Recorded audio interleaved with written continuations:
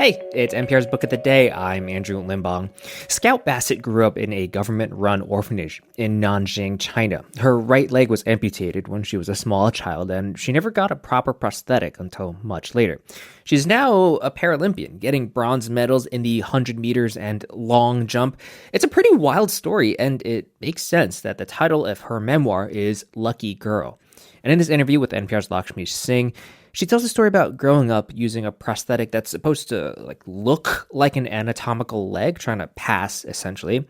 And she felt exposed the first time she ran in one of those running blades, because that meant there was nowhere to hide. All she could do was run. That's after the break. Support for NPR and the following message come from FX's The Veil, starring Elizabeth Moss. FX's The Veil is an international spy thriller that follows two women as they play a deadly game of truth and lies on the road from Istanbul to Paris and London. One woman has a secret, and the other has a mission to reveal it before thousands of lives are lost. FX's The Veil premieres April 30th, only on Hulu.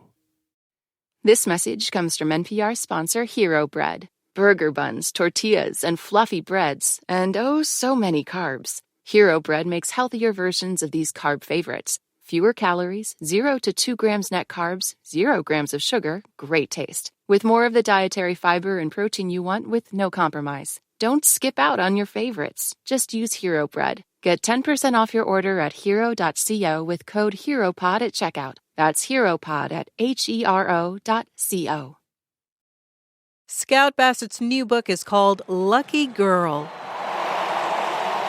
But long before she ran in the 2016 Paralympic Games, the celebrated athlete says she never felt all that lucky. It was just the name she got.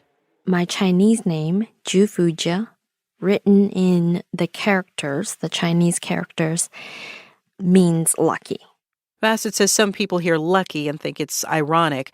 When she was an infant in Nanjing, China, Bassett says she survived a fire. She also lost her right leg. I was left on the streets of Nanjing and found at a 1.5 years old with burns from my waist down and taken to the local government orphanage in Nanjing. You write about some horrific conditions there. Forced labor, food shortages, unsanitary conditions. We're fascinated by one story. You found a friend there, another girl named Hope. Yes. We gave her the name Hope in the book. That wasn't her actual Chinese name, but we called her that because she really was that for me. And in this orphanage, I was really the only person in the room with a physical disability, where I was immobile and didn't have a prosthetic until a little bit later on. But when I got there, I just got around by using my hands and my one leg to kind of just scoot across the floor. And we had trough-style bathrooms, so not actual toilets. There were several times that I fell. She would see that I'd fallen, and she did her best every time. We had the signal of when I needed to go, and she would just carry me to the bathroom and hold me. And when so much of your dignity is stripped, to be able to have somebody that gives you a little bit of that for something as basic as using the restroom, she was just such an amazing angel. Bassett remembers waking up one morning to discover that Hope was gone. She doesn't know what happened to her. Well, you were adopted by a white family from the United States, and you moved to Michigan just before your 8th birthday. Is that correct? Correct. So you write that you did not fit in there and you felt homesick for China. Tell us more about that.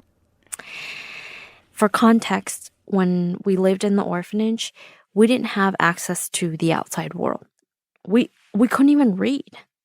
And as a result, if you've only lived in one place your entire life and you've never left the grounds of that place, and then you're just taken away, having all these new experiences that you can't even conceptualize, it's absolutely nauseating. It's traumatic, and it was jarring.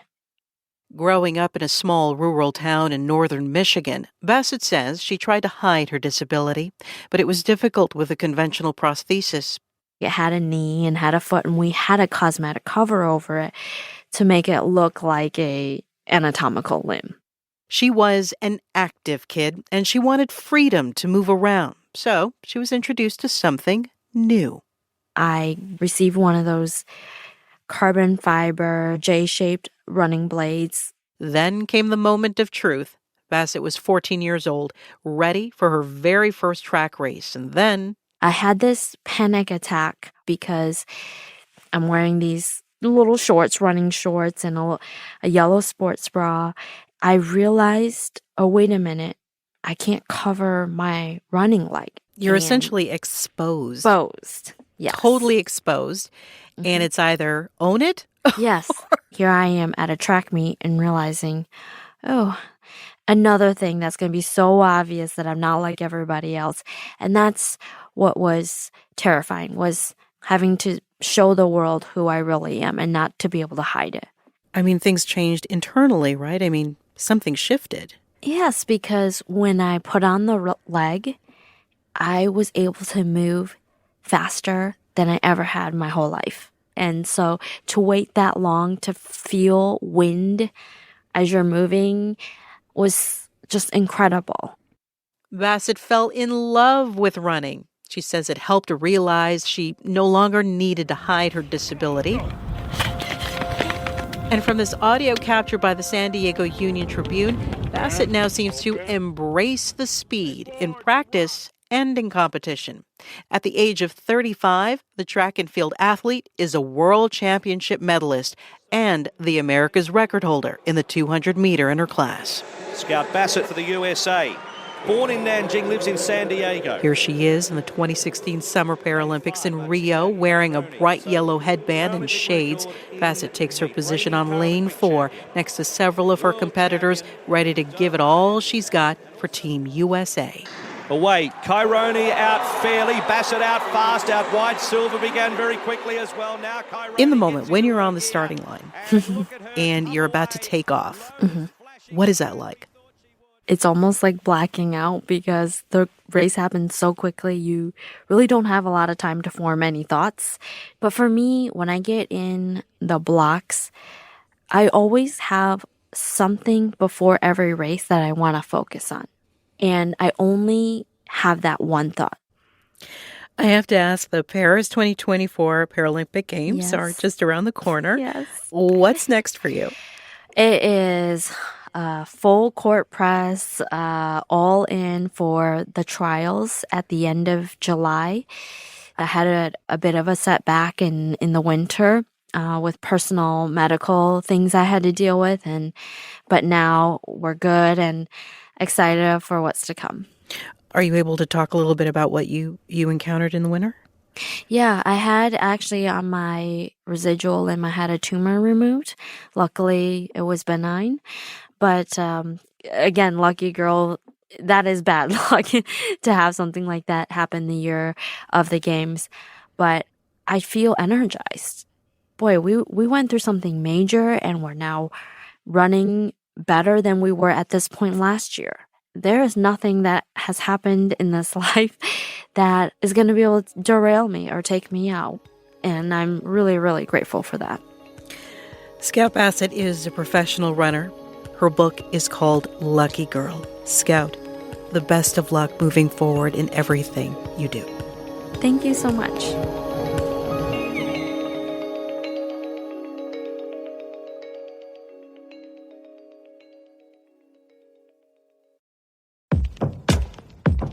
What does it mean to be Black in America? In NPR's Black Stories, Black Truths, a collection of stories as varied, nuanced, and dynamic as the Black experience, you'll hear it means everything. Search NPR Black Stories, Black Truths wherever you get your podcasts. Support for NPR and the following message come from IXL Learning. IXL Learning uses advanced algorithms to give the right help to each kid no matter the age or personality. Get an exclusive 20% off IXL membership when you sign up today at IXL.com/NPR. This message comes from NPR sponsor Mint Mobile. From the gas pump to the grocery store, inflation is everywhere. So Mint Mobile is offering premium wireless starting at just $15 a month. To get your new phone plan for just $15, go to mintmobile.com/switch.